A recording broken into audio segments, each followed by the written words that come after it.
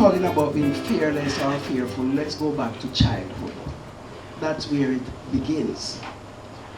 I developed the strength to be fearless because when you are the last of 13 children, you have no choice. So that's where mine began. You always have to be prepared to fight. And I learned to fight early. Not only at home, at elementary school, high school, and nursing was a battle. Because I hated nursing, but I decided it was going to be my stepping stone to everywhere I wanted to go and whatever I wanted to do. So each of us has to decide what is that fear of which we speak. If you are going to be fearful, you're not going to get anywhere because there are so many things in life that's going to cross your path to knock you off whatever you think you plan to do. And to be fearless, you can't be stupid with it because there are consequences to when you take action in the context of being fearless. And if I can, I would take all day and several seminars to tell you the consequences I have had to suffer in being fearless out there, but it has its reward. Because where I am today is as a result of being fearful at the time when I had to be fearful, and fearless at the time when I had to be fearless. But then you have to remember, you can't do it. Either of them, you can't be alone. You have to look around you and say, if I'm going to be fearful, talk about the lizard, you couldn't live in my house. Because when I go home sometime, one evening there was a big one in my bed. And I said, that's space for a man, not a lizard. Right? And I shushed him off and he went his very way. But when you get to work and find the lizard in your back, something else. Yes, so after a time, I just see the lizard as a companion at home. And everybody's asking me, you can't measure your house. I said, no, a lizard can't do me nothing. Because when you have the fear of that lizard, you're actually looking at the alligator in the house. That's what fear does to you. That tiny thing becomes a mountain. And then you have to plan, if I'm going to get beyond or over that mountain, how am I going to prepare myself for that? And once you get over the first, the second, the third, you begin to realize that fear becomes less. And you begin to get on your path to being fearless. But in that path of being fearless, you're going to get knocked down several times. But you have to be prepared. How am I going to get up and move on again?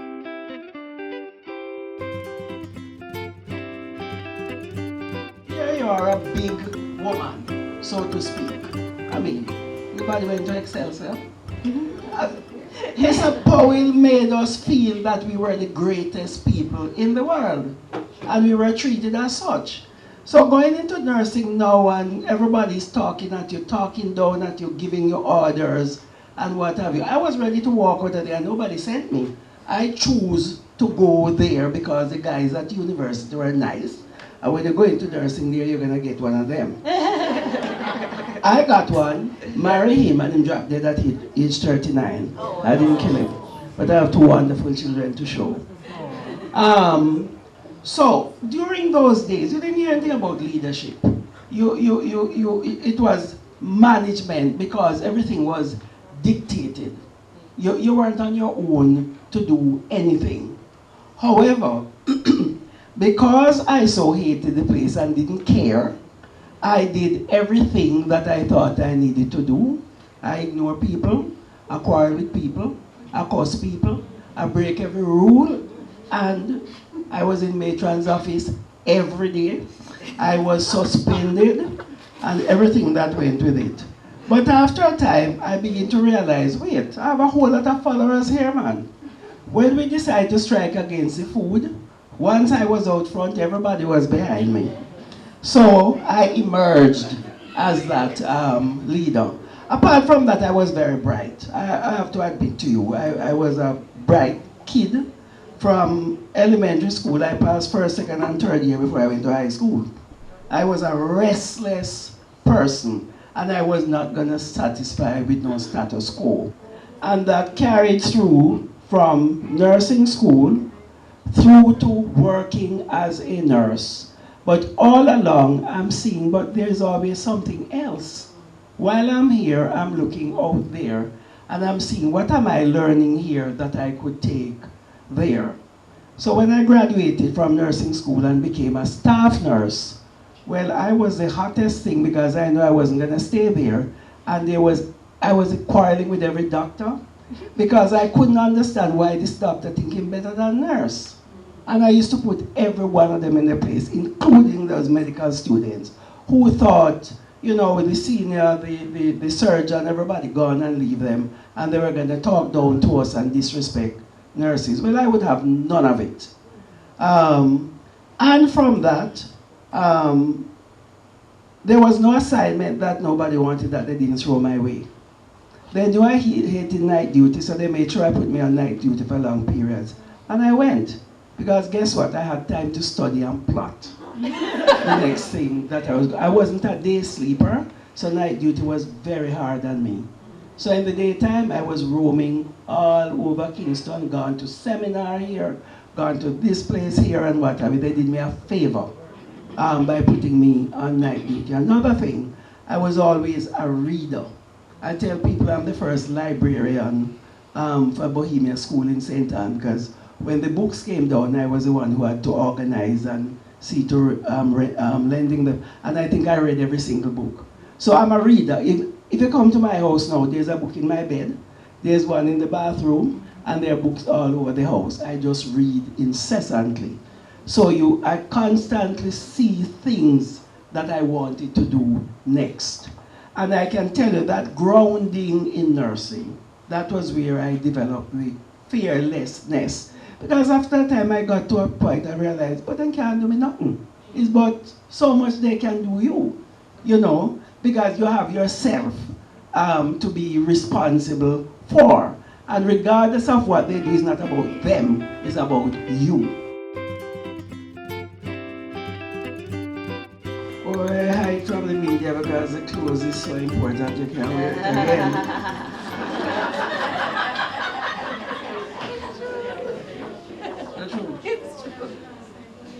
Remember what the media is about, both social and print and what have you. The media expects us as women to have something that they want to promote, to sell, whether it's their paper or an ad or something. So you have to engage with the media. I hear all these organizations here this morning, and I've never heard of you before. Never heard of you before. If you are doing something, not everybody goes on to social media. I don't, but guess what? My IT manager is 25. So she dragged us screaming into everything social media into the office. But other mediums or media houses and whatnot out there, you have to find a way to engage with them. If you can't write that press release, get somebody to write it for you. You can't sit back and think they're gonna come looking for you. You have to have something that they're gonna come to look for. You must be doing something that attracts them. Manpower is overdone in the media, because guess what? We are always doing something that is attractive to the media, that's going to be a story. You have to create that story. And don't think what you're putting out there is nonsense. Somebody in one of those media houses will see the... Keep sending it. Keep sending it. Sometime I forgot about something or a picture and I open my paper, and if it's even for a filler, it begins to get you out there. I have an interesting situation. I sit on both the Observer and the Gleaner Awards Committee, the two competitors. Because guess what? They claim I am the voice of reason. I don't know about that. But that's how they see me as the voice of reason. Because when observers start talking about Gleaner, I shut up. When Gleaner start talking about observer, I shut up. Because they drink sherry at night on their veranda and I'm not there. But your story must be written and be attractive. So I have a PR firm, one of the best writers in the world. And I send her the nonsense and she converts it to a release and you see it out there. You may have to pay. I hardly pay for anything these days. But if it means that you have to pay to get your information out there, then that's where you have to start. Put it out there as an advertorial. And then the media, the people in the media begin to look for you. They come looking for you. What are you doing now? What are you up to? You finish here today, you do the article, send it to the media. And there are so many media houses out there looking for material, magazines, name it, they're out there. Send the story out there. And as women, you know, who is in there? Pure man. They follow men around. Without, you know, they pass a bar or a club or what have you, and there's the woman into something that makes the news, your skirt or you're drunk or something. But they can, it's sexy and it's nice for that man to be in the bar because he's talking business. The moment we go there, we're going to look man. But who cares? You want to make sure that the story out there, and even if you have to write a rebuttal to that story, right? But we shrink away. So I used to go to places and the camera coming and people start run away from the camera. And usually my girlfriends, they're running away from the camera. I know somebody called me recently and said, oh my goodness, I wish the photographer had said something, look at my face. That's your face. That's how your face look. The camera not telling no lie. No, I think they lie sometimes. The camera not telling no lie. So as Crystal says, your appearance, your attire, and what have you, once you get into a leadership position, you have to be so conscious of the way you look. I can't run down to Hilo Barbican in a pair of shorts and a t-shirt anymore. I have to get up and put on clothes and look proper. A couple of weeks ago, I bent down in Hilo and got up and bumped into a woman card. And she looked at me and said, oh, I'm Media Bessie. Don't know her. She ran out of the supermarket, never saw her. But I'm glad. I am Media Bessie because a message is getting out there that here is a woman that the media sees as having something to say or is doing something. And each and every one of you in here has that capability. Invite the media. They may not come. You get somebody to send the information to them. You know, in Jamaica, you have this thing where people say you fast. Oh, she's so fast. That's the first thing here. Oh, she's so enough. Why they never ask somebody else? I sit on too many boards. And the first time it was announced I was on Grace Kennedy board, there were so many remarks as to who was on the board that David, who got me there.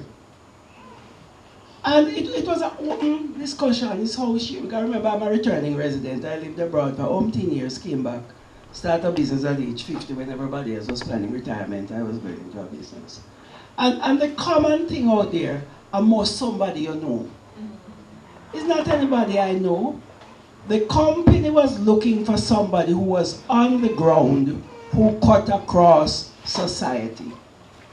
I have all these tonload of workers from the inner city, from everywhere. So they realized I had a reach out there.